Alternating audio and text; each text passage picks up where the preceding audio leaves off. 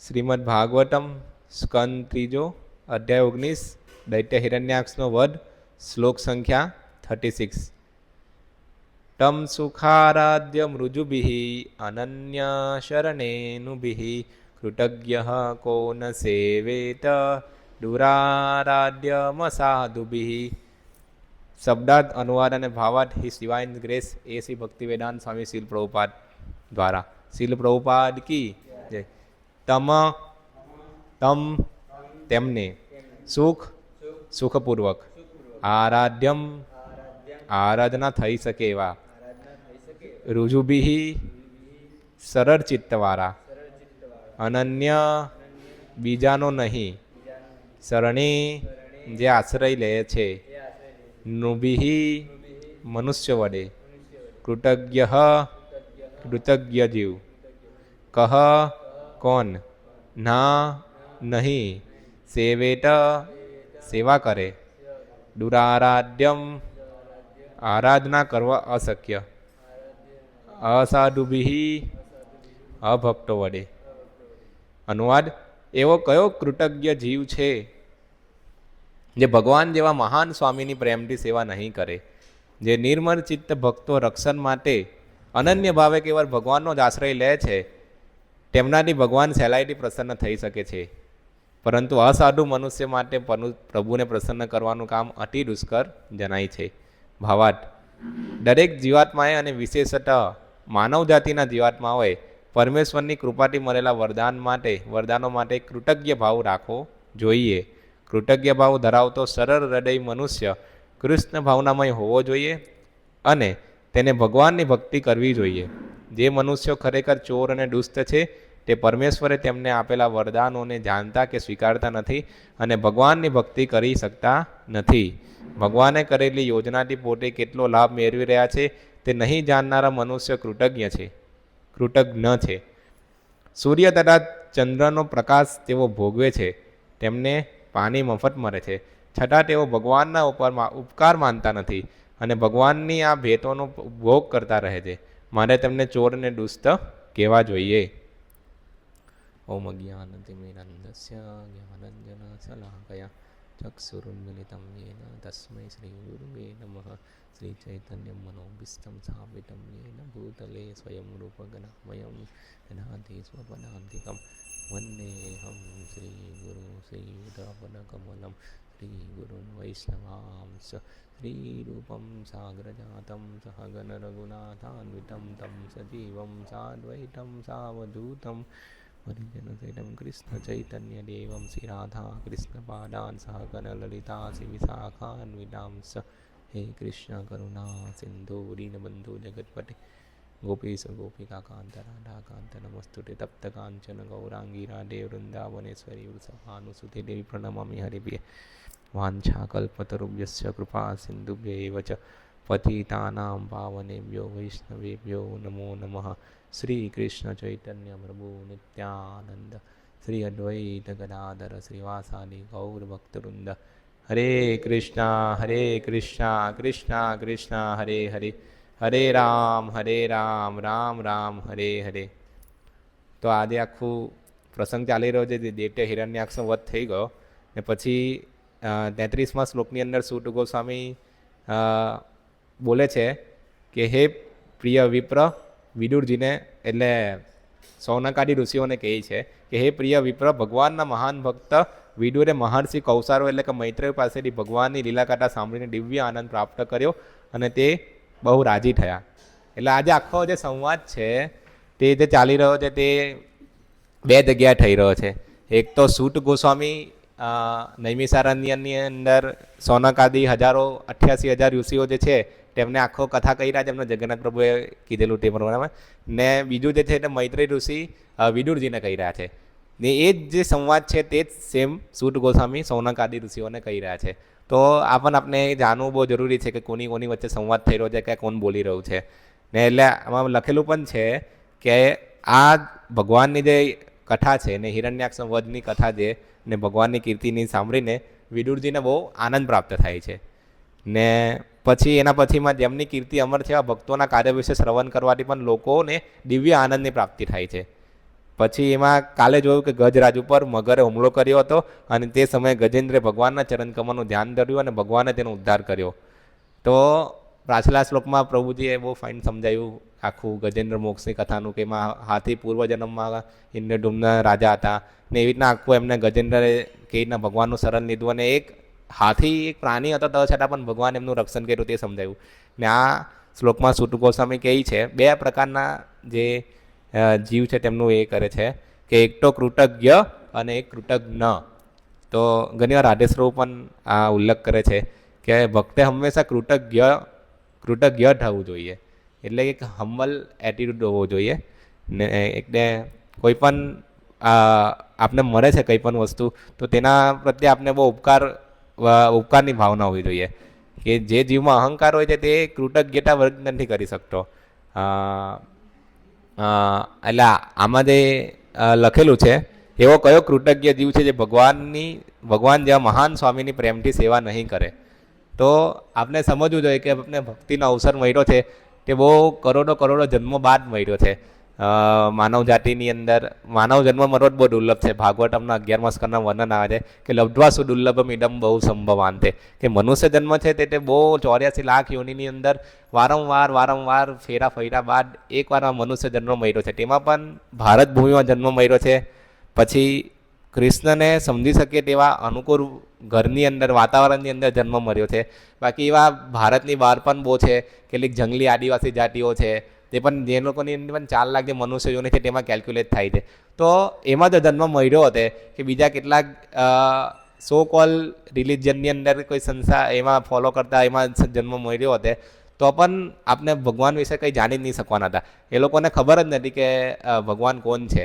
તો આપણે બહુ ભાગ્યશાળી છીએ કે આપણે ભારત ભૂમિની અંદર જન્મ મળ્યો છે, એવા દેહની અંદર જન્મ મળ્યો છે કે પહેલેથી થોડું કૃષ્ણ ભક્તિ વિશે, ભગવાન રામચંદ્રની ભક્તિ વિશે, ભગવાન વિષ્ણુની ભક્તિ વિશે કે થોડું દેવી દેવતાઓના પૂજા વિશે થોડું બેકગ્રાઉન્ડ હોય એટલે આપણે પહેલેથી જ સમજ છે બાળપણથી જ કે ભગવાન જેવું કોઈ છે અને આપણે પહેલેથી જ ભગવાન પ્રત્યે થોડો ઉપકાર વ્યક્ત કરીએ છીએ.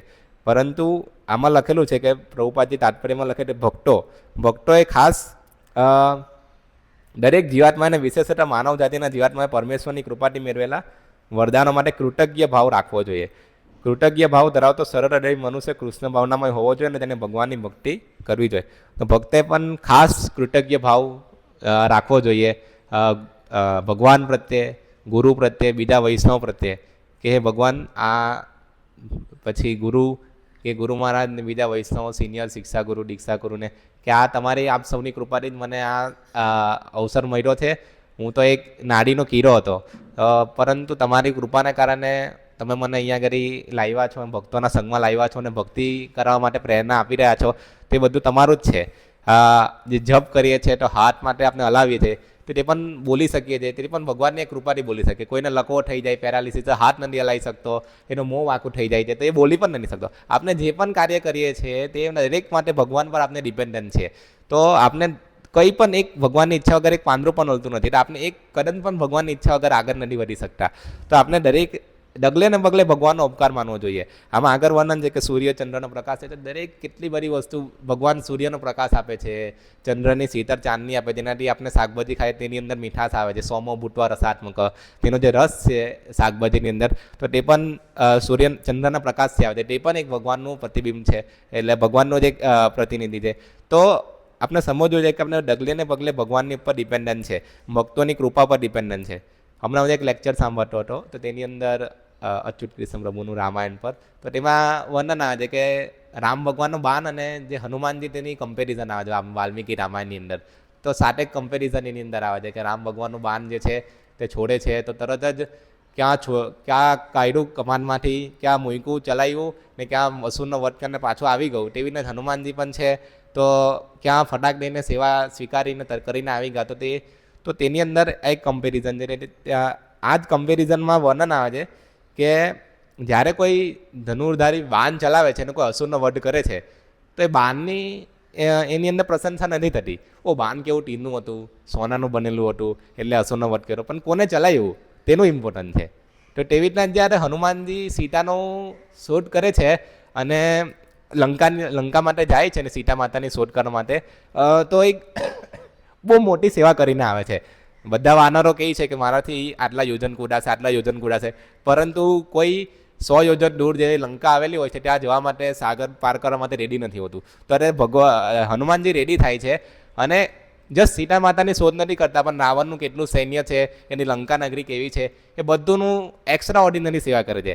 જેટલી કીધેલી તેનાથી પણ એક્સ્ટ્રા સેવા કરે છે. ને ઉપરાંત રાવણને એક એ પણ આપી રહી છે કે જો ભાઈ રાવણની લંકાની અંદર આખી આગ લગાવીને આવી જાય છે. અને પછી આવે છે જ્યારે સીતા માતાની શોધ કરીને, તો એ બધું વૃત્તાંત જામવનને ને બીજા બધા અંગદને કહે છે. ને પોતે શ્રેય નથી લેતા, એ બીજા બધા ભક્તોને કહી દે છે. અને પછી હવે એમ કહી જાય હવે તમે બધા જે પ્રમાણે કરો તે પ્રમાણે આપણે પાછા રામચંદ્ર ભગવાન પાસે જઈએ. એટલે આપણને એક કૃતજ્ઞ ભાવ છે કે સેવા કરી લીધી પછી પોતે શ્રેય નહીં લેવો, પણ બીજા ભક્તો જેમને આપી જાય કે હા પ્રભુ આ તમારી કૃપાને કારણે આ તમે મને સેવામાં એંગેજ કર્યો, ગુરુ મહારાજ તમે સેવામાં એંગેજ કર્યો, ભગવાન તમે મને આ સેવાનો અવસર આપ્યો, એ જ બહુ મોટો ચાન્સ છે. બાકી જો તમે મને સેવામાં એંગેજ નહીં કરતા તો હું તો ક્યાં અત્યારે બીજી ઇન્દ્રિય તૃપ્તિની અંદર લાગેલો હતો. એટલે આપણે બહુ કૃતજ્ઞ ભાવ, હમ્બલનેસ એટીટ્યુડ હોવો જોઈએ. તેથી ક્યાંથી આવે ભગવાન ચૈતન્ય મહાપ્રભુ કહે છે કે ટુનાદપી સુનિચેન તરોરપી સહિષ્ણુના અમાનીના માનનીય કીર્તનીય સદારી. કે કોણ વ્યક્તિ ભગવાનના પવિત્ર નામનું કીર્તન હંમેશા માટે કરી શકે કે જે તૃણાદપી સુનિચેન, તૃણથી પણ વધારે તુચ્છ છે. તો કેટલાક એવા ભક્તો હોય કે દંડવત ભક્તો, આમ મારે દંડવત પ્રણામ પ્રભુ, તો એવો દંડવત ભક્ત નહીં બનવાનું સો કોલ, પરંતુ વાસ્તવિક હમ્બલનેસ હોવી જોઈએ. બે પ્રકારની વિનમ્રતા હોય છે. એક તો વાસ્તવિક વિનમ્રતા છે કે બીજી જે છે તે એક જે વિનમ્રતા એવી છે જેમ કે એક ગરીબ વ્યક્તિ છે, જેમ કે મારે તો કોઈ લાયકાત નથી, તો એ જે બોલી રહ્યો તે સાચું બોલી રહ્યો, એની પાસે કોઈ ધન નથી ને એની પાસે કંઈ નથી, તો એ ઓલરેડી વિનમ્ર હોવાનો છે, જેની પાસે કંઈ છે નહીં. પણ ધારો કે મુકેશ અંબાણી છે, તે એમ કહે કે હું તો એકદમ તુચ્છ વ્યક્તિ છું. એ જો ધારો કે એમ કે તુચ્છ વ્યક્તિ તો જેની પાસે બહુ વધારે છે તે પોતે દર્શાવે છે કે તુચ્છ વ્યક્તિ, એ વાસ્તવિક વિનમ્રતા છે. એટલે હૃદયપૂર્વક આપણે વ્યક્ત કરે કે હું તુચ્છ વ્યક્તિ છું. ખાલી મોડેથી બોલવા જેવું એ યોગ્ય એ પૂરતું નથી. એ વચનની અંદર ખાલી બોલીએ પણ કર્મની અંદર પણ આવવું જોઈએ વિનમ્રતા. કોઈ ખાલી બોલે કે હા પ્રભુ યસ હું આવું છું, પરંતુ આપણે જ્યારે કર્મની અંદર, ક્રિયાની અંદર પ્રવૃત્તિને આપણી વિનમ્રતા થવી જોઈએ. તો આપણને બહુ એક અગત્યનો મુદ્દો છે. ભગવાન રામચંદ્ર અને હનુમાનજીના જે સેવક અને ભાવ છે, ભગવાન અને સેવકનો જે ભાવ છે તેના પરથી આપણે આ બહુ વિનમ્રતાનો ભાવ શીખીએ છીએ. આખું રામાયણ, શ્રીમદ ભાગવતમ, ભગવદ્ ગીતા, આ બધા શાસ્ત્રો જે છે આપણે ત્યાં વિનમ્રતાનો ભાવ, કૃતજ્ઞતાનો ભાવ શીખવે છે. ચૈતન્ય મહાપ્રભુ પણ આ જ આપણે કૃતજ્ઞતાનો ભાવ, એક હમ્બલ સર્વન્ટ એટીટ્યુડ કઈ રીતના એ કરવો જોઈએ, તો જ આપણે કંઈ પણ ગેઇન કરી શકીએ. જો આપણે અહંકારથી ભળ્યા હોઈએ તો પછી જે પણ આપણી પર આવશે તો તે બધું બાઉન્સ થયેલું જશે. આપને એમ જ લાગશે કે નહીં હું જ સાચો છું, બીજા ખોટા છે, હું જે બોલું તે જ સાચું છે. બીજો કોઈ વ્યક્તિ આપણે બોલે પણ તો તે આપણે એનો સ્વીકાર નહીં કરી શકીએ, કારણ કે આપણા હૃદયમાં ઘણો અહંકાર છે. ખાસ કરીને મારા હૃદયમાં, હું મારી જ વાત કરું મોટે ભાગે. તો આ આપણે બહુ કૃતજ્ઞતાનો ભાવ ભગવાન પ્રત્યે, ભગવાનના ભક્તો પ્રત્યે, ગુરુ પ્રત્યે રાખવો જોઈએ કે એ લોકોની સેવા, એ લોકોને કારણે આપણે સેવાની અંદર એંગેજ છે એમની કૃપાથી. ચૈતન્ય મહાપ્રભુ, કૃષ્ણદાસ કવિરાજ ગોસ્વામીએ આખું ચૈતન્ય ચરિતામૃત લખ્યું, પણ દરેક એક એ છે કે હું તો જગાઈ મગાઈથી પણ વધારે પાપી છું અને મરવાના કીડાથી પણ પોતે નિમ્ન છું. તો એ ખાલી બોલવા પૂરતું નથી બોલતા, પણ એમના હૃદયમાં ભાવ છે આખો. પછી ભક્તિ વિનોદ ઠાકોરના ઘણા ભજનો જોઈએ છે આપણે. અસુર સકલ પાયલો ચરણ વિનોદ થાકીલો બોસી, કે દરેક અસુરોને ભગવાને વધ કરી લીધો, અરે ભગવાનનો ઉદ્ધાર કરી લીધો, અને મારો કેમ ભગવાન ઉદ્ધાર નથી કરતા? એમાં નક્કી હોય બે ગતિ, મારી શું ગતિ થશે? તો ભક્તિ વિનોદ ઠાકોર જે દૈન્ય શરણાગતિ જે એમનું એક બુક છે તેમાં જે બધા ભજનો છે તે એકદમ ઉત્કૃષ્ટ કક્ષાના છે. તો એ એક ગુરુ મહારાજની લેક્ચરની સિરીઝ છે કે લેમેન્ટેશન ઓફ ભક્તિ વિનોદ ઠાકોર, એવું કરીને અલગ અલગ ભજન સમજાવે છે. તેમાં બધું જે લેમેન્ટેશન એટલે જે શોક વ્યક્ત કરે છે ભક્તિ વિનોદ ઠાકોર, કે પહેલાં પોતે બહુ મેજિસ્ટ્રેટ હતા અને પછી આખું જિંદગી એમ કહે છે કે મેં કંઈ કર્યું નહીં, પણ હવે વૃદ્ધાવસ્થા આવી ગઈ છે અને મને અત્યારે મારું શરીર ચાલતું નથી, તો ત્યારે મને ખબર પડે છે કે આખું જે જીવન મેં કામ કર્યું તેનો કોઈ વેલ્યુ નથી, મેં ભગવાનની ભક્તિ નહીં કરી. અત્યારે મને ખબર પડી કે ભગવાનની ભક્તિ જ એક જીવનનું ધ્યેય છે. તો ત્યારે વાસ્તવિક હાલાકી એ તો એક્સટર્નલ છે, ભક્તિ વિનોદ ઠાકોર તો ભગવાનના શુદ્ધ ભક્ત છે ને ભગવાનના જ એક એ છે પાર્ષદ, પરંતુ બીજાને બતાવવા માટે કે વાસ્તવિક વિનમ્રતા શું છે, એવું નહીં ખાલી બોલવા માટે, પણ એમના હૃદયની અંદર એ ભાવ છે વિનમ્રતાનો. આપણે ગુરુ મહારાજના પણ બિહેવિયરની અંદર, વર્તનની અંદર જોઈએ છે કેટલો વિનમ્રતાનો ભાવ છે, શિષ્ય પ્રત્યે કેટલું વિનમ્રતાનો ભાવ છે તે આપણે જોઈએ છે. ખરેખર ચૈતન્ય મહાપ્રભુ પણ છે વિનમ્રતાનો ભાવ. આપને કે ચૈતન્ય મહાપ્રભુ વજ્રથી પણ કઠોર અને ફૂલથી પણ વધારે કોમળ હતા. તો જેમ કે છોટા હરિદાસની કથા આવે છે, તો તેની અંદર એક સ્ત્રી પ્રત્યે ખાલી એ વિચાર જ કરે છે છોટા હરિદાસ, તો એમનો ત્યાગ કરી રહી છે. પરંતુ જ્યારે એક સાંભળે છે કે એમના કોઈ એક કોણ હટે એવો ભક્ત જિનકા વો ગર્ભવતી હોતી, ચૈતન્ય મહાપ્રભુ કી લીલામાં એક આવે છે એક ભક્ત, જ્યારે એમના પત્ની ગર્ભવતી હોય છે તો એ જ્યારે ખાલી સાંભળે છે તો એ બહુ ખુશ થઈ જાય છે ગૃહસ્થ ભક્ત. તો ભગવાન એક બાજુ જોઈ છે કે કોઈને પુત્ર થવાનો તો એકદમ ખુશ થઈ જાય, ને કોઈ એક બ્રહ્મચારી વિશે વિચારે છે તો એ એમનો ત્યાગ કરી રહી છે. એટલે ભગવાનનો જે સ્વભાવ છે તે ફૂલથી પણ વધારે કોમળ છે અને વજ્રથી પણ વધારે કઠોર. ગુરુ પણ એવી રીતના ગુરુનો પણ એવો સ્વભાવ છે, આપણે આ જાણવું જોઈએ. તો એ જ આ શ્લોકમાંથી આપણે જાણવા મળે છે કે વાસ્તવિક વિનમ્રતાનો ભાવ શું છે અને કૃતજ્ઞતાનો ભાવ શું છે. જો આપણે આ ભાવને એન્ક્વાયર કરીશું તો જે પણ આપણે કંઈ પણ કહેવામાં આવશે તેને સારી રીતે સ્વીકાર કરી લઈશું અને એના આધારે સેવામાં સારી રીતે આપણે મોડિફિકેશન કરી શકીએ, ભૂલ હોય તો સ્વીકાર કરી શકીશું. જો કૃતજ્ઞતાનો ભાવ નહીં હશે તો આપણે એમ જ માનીશું કે નહીં આ તો મેં કર્યું, તો પછી આપને અહંકાર વધતો જશે. જો વિનમ્ર નથી તો અહંકારી છે, ઘમંડી છે, તો એનો અહંકાર વધતો જશે ને પછી છેલ્લે એનું ફોલ ડાઉન થઈ જશે. એટલે આ ભાવ ભક્તો એક્વાયર કરવો બહુ જરૂરી છે. આમાં પ્રભુપાદ લખે છે જે કૃતજ્ઞ નથી તે કૃતજ્ઞ છે. કૃતજ્ઞ એટલે જે પોતે કરેલા ઉપકારનો જે બીજાએ કરેલા ઉપકારનો એ નથી કરતો, તો તે કૃતજ્ઞ કહેવાય છે. જેમ કે એમાં લખેલું છે કે ભગવાન આપને સૂર્ય તથા ચંદ્રનો પ્રકાશ તેઓ ભોગવે છે અને તેમને પાણી મફત મળે છે. તો આ પણ આપણે જોવું જોઈએ કે આપણે સૂર્ય, અત્યારે લોકો સસ્ટેનેબલ એનર્જીની વાત કરી રહ્યા છે કે ઇલેક્ટ્રિક વ્હીકલ, પણ ઇલેક્ટ્રિસિટી પ્રોડ્યુસ કરવા માટે પણ ક્યાં ડિપેન્ડન્ટ છે. પવન ચક્કી ફેરવે છે તો પવન ભગવાન આપે છે, ફ્રીમાં આપે છે. પછી સોલર છે તો સોલર સૂર્યનો આટલો બધો એક સેકન્ડની અંદર સૂર્યમાંથી એટલું બધું હીટ નીકળે છે કે જેટલી તો આખી દુનિયામાં કોઈ પ્રોડ્યુસ નહીં કરી શકે. તો સૂર્યનો તડકો ફ્રીમાં મળી રહ્યો છે, ચંદ્રની ચાંદની ફ્રીમાં મળી રહી છે, પાણી ફ્રીમાં મળી રહ્યું છે. તો આ બધું ભગવાન દ્વારા આપેલું છે, આપણે બધું ફ્રીમાં મળી રહ્યું છે. તો આપણે એનું ભગવાન પ્રત્યે કૃતજ્ઞતા વ્યક્ત કરવી જોઈએ. જે પણ વ્યક્તિ આવી રીતે કૃતજ્ઞતા વ્યક્ત નહીં કરતો તો તેને અહીંયા લખેલું છે કે ચોર છે અને દુષ્ટ છે. જેમ કે કોઈ પણ વ્યક્તિ આપણી સાથે સારું કર્યું હોય તો આપણે એનું થેન્ક યુ કરે કે હા તમારા કારણે મારું બહુ કામ થઈ ગયું. આપણે અચાનક મદદમાં મુશ્કેલીમાં હોઈએ ને મદદ કરી જાય વ્યક્તિ, ભાઈ મને બહુ જરૂર છે પૈસાની ને પૈસા આપ્યા એને, તો આપણે એનો ઉપકાર નહીં ભૂલીએ. તો તેવી રીતના જ ભગવાન દ્વારા આપણે બધું મળી રહ્યું છે, તૈયાર મળી રહ્યું છે, તો આપણે પણ ભગવાનનો આભાર વ્યક્ત કરવો જોઈએ. આનાથી આપણા હૃદયમાં રહેલો જે અહંકાર છે તે ધીરે ધીરે ઓછો થશે અને ભગવાનની પ્રત્યે જે આપણી શરણાગતિ છે તે વધી શકશે. આમાં લખેલું છે કે જે નિર્મળ ચિત્ત ભક્તો રક્ષણ માટે અનન્ય ભાવે કેવળ ભગવાનનો જ આશ્રય લે છે તેમનાથી ભગવાન સહેલાઈથી પ્રસન્ન થઈ શકે છે. અનન્ય ચિંતયંતો મામ યે જનામ પર્યુપાસતે તેસામ નિત્યાભિયુક્તાનામ યોગક્ષેમમ હામ્યમ. એટલે જે ભગવાનનું અનન્ય શરણે ચિંતન કરે છે અને બીજું કોઈ ભગવાન સિવાય બીજા કોઈને શરણમાં, ભગવાન સિવાય મારું બીજું કોઈ શરણનું નથી તે સ્વીકારે છે, તો તેનું ભગવાન હંમેશા પ્રોટેક્શન કરે છે. આપણે શું કરીએ છીએ કે ભગવાન સિવાય બીજા કોઈનું પ્રોટેક્શન શોધવા જઈએ છીએ, તો તેના કારણે આપણે ડર રહે છે. કે ડર કેમ રહે?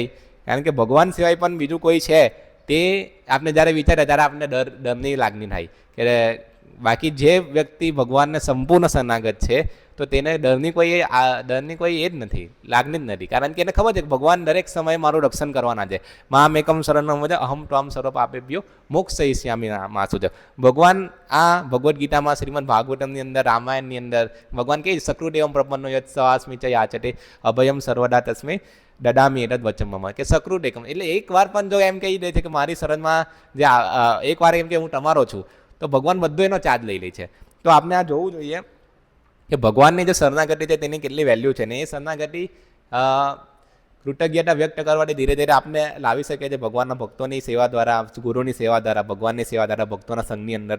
અને જે બીજા નોર્મલ લોકો છે, જે કર્મીઓ છે, તે લોકો તો ભગવાનને પ્રત્યે કોઈ એવી રીતના કૃતજ્ઞતા વ્યક્ત નથી કરતા. તો તેના માટે એક ભગવદ્ ગીતામાં શ્લોક આવે છે, 3જા અધ્યાયના 12મો, ઇસ્તાન ભોગાઈ વો દેવા દાસ્યંત યજ્ઞ ભાવિતા તદેતાન પ્રદાયેભ્યો યો ભૂંગતે તેન એવ સહ. જીવનની વિવિધ જરૂરિયાતોની પૂર્તિ કરનારા વિભિન્ન દેવો યજ્ઞ સંપન્ન કરવાથી પ્રસન્ન થઈને તમારી બધી જરૂરિયાતોની પૂર્તિ કરશે. પરંતુ જે મનુષ્ય પ્રાપ્ત ઉપહારોને દેવોને અર્પણ કર્યા વગર પોતે ભોગવશે તે નક્કી ચોર જ છે. તો જે સેમ અહીંયા માટે તેમને ચોર અને દુષ્ટ કહેવા જોઈએ. તો સૂર્ય જે પણ એક દેવ છે, જેમ કે આપણે ગવર્મેન્ટ છે તેમને ટેક્સ આપીએ છીએ કે જીએસટી ભરીએ છીએ, તો આપણે એવું નહીં કરીશું તો પછી આપને નોટિસ આવી જતી ઇન્કમ ટેક્સની કે કંઈ પણ આપને કાયદા દ્વારા આપને દંડને લાયક બનીશું. તો આપણે આવી ગવર્મેન્ટને પણ જો ટેક્સ આપીએ છીએ, પહેલાંના જમાનામાં રાજા આપને કરવેરા આપતા હતા, કરવેરા નાખતા હતા લોકો પર, અને લોકો એમને સારી રીતે ભરતા પણ હતા. તો જે સૂર્યનો પ્રકાશ, ચંદ્રની ચાંદની મળે છે, પાણી મળે છે, પવન મળે છે, ભૂમિ મળે છે, તો તે આપને ફ્રીમાં મળે છે ને તેની આપણે વેલ્યુ નથી કરતા. ને પછી અત્યારે ઓર્ગેનિક જે વરું આપણે લે છે તેની વેલ્યુ કરે છે કે ઓર્ગેનિક મળ્યું. અને પહેલાં ખાતર નાખ્યું તો રાસાયણિક ખાતર, એને કારણે જમીન બરબાદ થઈ ગઈ. ને પછી હવે ઓર્ગેનિક માટે લોકો દોરે છે અને પૈસા આપે છે. અને પહેલેથી જ અમને ઓર્ગેનિક ભગવાન આપતા હતા. અત્યારે પાણીનું પ્રદૂષણ થઈ ગયું તો લોકોને શુદ્ધ પાણી માટે ફાફા મારવા પડે છે. પાણીની બોટલ, ગુરુ મહારાજ એક લેક્ચરમાં કહે છે કે થોડા વર્ષો પહેલાં તો પાણી વેચાતું હતું જ નહીં, પાણી બધે જ અવેલેબલ હતું. અત્યારે તો પાણીની બોટલ આપણે લેવા જાય ટ્રેનની અંદર તો 20 રૂપિયાની એક બોટલ, પાણી લઈ લો તો 20 રૂપિયા પાણી વેચાય. હવે કોઈએ 50 વર્ષ પહેલાં વિચાર્યું જ નથી કે પાણી પણ વેચાશે. તો લોકોએ ભગવાન દ્વારા આપેલા રિસોર્સનું પોતાની રીતે એટલું બધું ઉપભોગ કર્યો, અને ભગવાન આ બધી જે ઉપભોગતા થવાની ચેતના છે, ભોગ કરવાની ચેતના છે, તેને કારણે એ લોકોએ જે રિસોર્સ છે તેનો કરી નાખ્યો, નાશ કરી નાખ્યો. અને અત્યારે પાણીનું પ્રદૂષણ, હવાનું પ્રદૂષણ, જમીનનું પ્રદૂષણ વગેરે વગેરે એટલા બધા પ્રદૂષણ થઈ ગયા છે કે આ જે બધી વસ્તુ જે આપને ફ્રીમાં મળતી હતી તે જ હવે આપને બધું એનો ચાર્જ આપવો પડે છે. પાણીની ઉપર એ આવી ગયો, ઇલેક્ટ્રિસિટી તો છે જ, પછી બધી જ વસ્તુ પર અત્યારે આપને ચાર્જ આપવો પડે છે. જ્યારે જે સિમ્પલ લિવિંગના હાઈ થિંકિંગ હતું તેમાં બધા લોકો ભગવાન દ્વારા આપેલી ભેટોની ઉપર આત્મનિર્ભર હતા. ભગવાન દ્વારા આપેલી જે આવીના કુદરતી જે બક્ષિસ છે તેની પર નિર્ભર હતા. તો તેની અંદર કોઈ એવો પ્રોબ્લેમ નહીં હતો. આ ભાગવતમાં વર્ણન આવે છે કે નેચરલ જીવન છે તેમાં પર્વતોમાંથી બધી ઔષધિઓ, જડીબુટ્ટીઓ મળી રહી છે, ભૂમિમાંથી શાકભાજી, અનાજ મળી રહી છે, ગાય છે તે દૂધ આપી રહી છે, પછી સમુદ્ર છે તેમાંથી જેમ્સ ને બધું જે છીપા અને બધું જે છે મોટી ને બધું મળી રહી છે, એટલે ખાણોમાંથી કંઈ બીજું મળી રહી છે. એટલે દરેક જે કુદરતી જે આપણા જે સંપત્તિઓ છે તેમાંથી બધું જ આપને માનવ જીવન માટે ને બીજા બધા પ્રાણીઓની જરૂરિયાત માટે બધું જ પૂરતા પ્રમાણમાં મળી રહી છે. પરંતુ આપને પોતાની રીતે એનો ઉપભોગ કરવા ગયા, અને આમાં લખેલું છે કે બીજાનો ઉપકાર જે દેવો આપી રહ્યા છે, આ બધાના જે રિસ્પેક્ટિવ દેવો છે, પાણી આપી રહ્યા તો વરુણ દેવની એ છે, પછી સૂર્યદેવ, પછી ચંદ્રમા, એ બધાનો કોઈના પ્રત્યે ઉપકાર, ભગવાન પ્રત્યે પણ ઉપકાર વ્યક્ત કર્યા વગર બધાનો આપણે ઉપભોગ માટે ઉપયોગ કર્યો. તો તેને કારણે અત્યારે આપણે જોઈએ છે કે આ બધું જે પ્રોબ્લેમ છે તે બધા થઈ રહ્યા છે. અત્યારે યુદ્ધ ચાલી રહ્યું છે, તે પણ તેલને કારણે તેલના ભાવ વધી ગયેલા, બધું મળતું ડીઝલ માટે બધા લાઇનમાં ઊભા રહેતા હતા, ગેસ નથી મળતો. તો આ બધું જ એને જ કારણે છે કે લોકો ભગવાને જે આપેલી સંપત્તિ છે તેનો ઉપભોગ કરવા જાય છે અને ભગવાન પ્રત્યે કૃતજ્ઞતા વ્યક્ત નથી કરતા. તો આ બધા લોકોને જે ચોર અને દુષ્ટ કહેવાય છે. પ્રભુપાદ ઘણી વખત તાત્પર્યોમાં અને એમાં કહે છે કે ડોગ એન્ડ હોગ સિવિલાઇઝેશન, ને આ બધા જે ચોરો અને દુષ્ટની સિવિલાઇઝેશન, એને ઘણી વખત જે અત્યારે જે આધુનિક સંસ્કૃતિ છે તેને ઘણી ઉપમાઓ આપે છે. તેમાંથી પણ એક ચોર અને દુષ્ટની સંસ્કૃતિ છે તે પણ સંસ્કૃતિ તો નહીં કહેવાય, કારણ કે સંસ્કૃતિ એ છે કે જેમાં સંસ્કાર હોય. તો ચોર અને દુષ્ટની જે સભ્યતા છે તો તે પ્રભુપાદજી કહે છે ઘણી વખત. એટલે આપણે આવી રીતના બનવાનું નથી, આપણે ભગવાનનો બહુ આભાર માનવાનો છે. જે પણ વસ્તુ આવે છે તેનું આપણે વેલ્યુ કરવાની છે. ગુરુ મહારાજ પણ કહે છે, પ્રભુપાદજી પણ કહે છે, રાજેશ્વરો પણ ઘણીવાર લેક્ચરમાં કહે છે. ઘણીવાર પંખો ચાલતો હોય તો કોઈ બેસેલું નહીં હોય તો પંખો પણ બંધ કરી દેવો જોઈએ. એવું નહીં કે ખાલી આપણા મંદિરનું, બીજે કશે પણ તમે જાઓ કે તમને લાગે છે પંખાની જરૂર નથી, બંધ કરી દેવો જોઈએ. કે કશે પાણી વહી રહ્યું તો એને બંધ કરી દેવું જોઈએ. ભગવાનની એક બધું જે છે તે બધું કૃષ્ણની પ્રોપર્ટી, નાનું એક વસ્તુ પણ છે તે ભગવાન કૃષ્ણનું, તેને વેસ્ટ નહીં કરવા દેવું જોઈએ. તો આપણે આ બધી વસ્તુનું ધ્યાન રાખવું જોઈએ, ને ભક્તિમાં દરેક ડગલે ને પગલે કૃતજ્ઞતાનો ભાવ આપણે વ્યક્ત કરવો જોઈએ, ભક્તો પ્રત્યે, ભગવાન પ્રત્યે, ગુરુ પ્રત્યે. તો ધીરે ધીરે આપણા હૃદયમાં રહેલો અહંકારનું ખંડન થશે અને આપણે ભગવાનની જે ચરણમાં શરણાગતિ તે વધશે અને આપણે ભગવાનના શુદ્ધ ભક્તિ પ્રાપ્ત કરી શકીશું. હરે કૃષ્ણ. શ્રીમદ ભાગવતમ કી જય, શીલ પ્રભુપાદ કી જય. વાંછા કલ્પતરુભ્યશ્ચ કૃપા સિંધુભ્યૈવ વૈષ્ણવેભ્યો